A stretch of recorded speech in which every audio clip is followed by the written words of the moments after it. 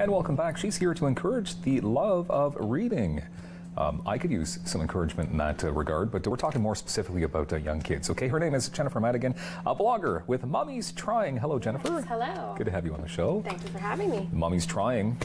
Okay, yeah. So you created this? I did while I was on mat leave with my second child because, you know, it wasn't crazy enough Yeah. with the two little ones. I bet, right? I wanted to just do something to continue working on my writing and creativity and sort of just talk about all of the experiences that I was having with the two little ones at home.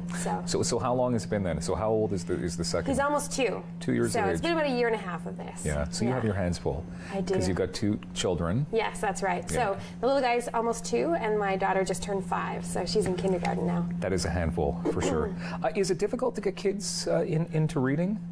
I don't think it is. I think you just need to start at a very early age. I grew up doing a lot of reading. I still love reading, and it was very important for me to instill that in my children as well. But what I found really interesting is at my daughter's 4-year doctor checkup, the doctor actually asked us if we read. It's been determined to be a very important developmental thing for children in general, right? Yeah. There's so many reasons why they need to be able to read, but and then they can learn so much through reading. It just provides such a great opportunity for them. So how young then would you start? I would start, you know, the first 3 months you're kind of just trying to get by. Yeah, yeah. But after 4 months, you can start to work on a routine with your children, and I really encourage having books be part of the bedtime routine, especially, maybe even if you want to establish a good napping routine. For me, I found books were just a great thing to include in the routine throughout the day because it was a nice thing to do with my children. You know, you don't really know, at the very young age, they're not doing a whole lot, so it's nice to show them books. It's just something that you guys can do together. Okay, and I guess it's also important to find out their interests even early on. Which ones? Can you tell right away if you're reading something and a kid sort of checks out? Like it's not just when not they're for them? really little, no. I found both of my children were quite interested, and that's where I think it's important to buy books that you, the parent, enjoy, because you're going to be reading these books, and if you don't enjoy it, you're not going to do it, right? And I mean, I love Robert Munch. My husband can't stand his books. Really? So if he had to read one of those every night to the kids, I think he would just say, "I'm out. I'm not doing it." Right? So we learned that we had to pick books, go to the library or go to the bookstore, read the books before you bring them home, and then you make sure that your shelf is full of books that you like to read. And then when your children start to find their favorites, which, you know, my son has 2 favorites. They're the only 2 books he will let you read right now. Okay. I don't mind reading them because it's the type of book I enjoy. So. Okay. So would you read I Love You Forever quite often to your kids? No. No? No, that's the one that makes you cry at the end. Okay. Yeah, so and you the don't other wanna... one, it's funny because some of the classics we don't actually like. Goodnight Moon is one, and we received it as a gift from many people. I know a lot of people love it, but I prefer books with sort of a rhyming sense to them. And I don't know, my husband likes ones where you can put on a really good voice. So this one, Goodnight Already, he puts on some great voices, and it's really fun for the kids, right? Yeah. But that's the thing, so you have to have books that you know you're going to enjoy, and then it's going to be a fun experience for everyone. So it's important to not read stories to kids that are going to depress them at an early age, right? Or that you can't get through every night. There are some that are really quite sweet, but yeah, sometimes you're reading. Bad example then. Especially at the beginning, you're so emotional, right? So is it important? Oh, sorry. Do you want to show us some of the books actually that you brought? Some of them that might jump out to you that would be. Well, you know what? The thing that I just wanted to point out this might seem obvious, but you can also teach them a lot through books, right? Yeah. So this one we have in our family called No, No, Yes, Yes. Okay. My kids love reading, and it's all about like, no, no, don't draw on the walls. Yes, yes, draw on the papers.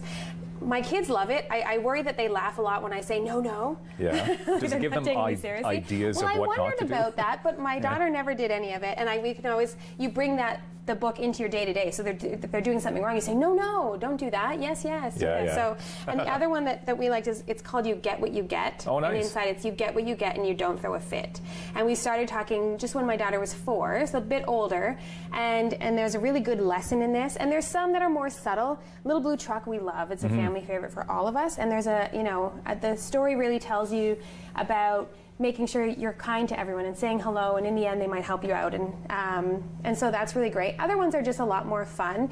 The interesting thing one of the Ottawa City librarians taught me is that, number one, like you want to read to them at night, but you don't stop when they can read on their own. And I found it really interesting because she said their interest in reading will always exceed their ability to read, at least until they're a lot older. And this is what I was finding with my daughter. So she can't read yet, so she should be, you know, I thought, should we be reading really simple books where it's, I see a dog, but she gets very bored by those.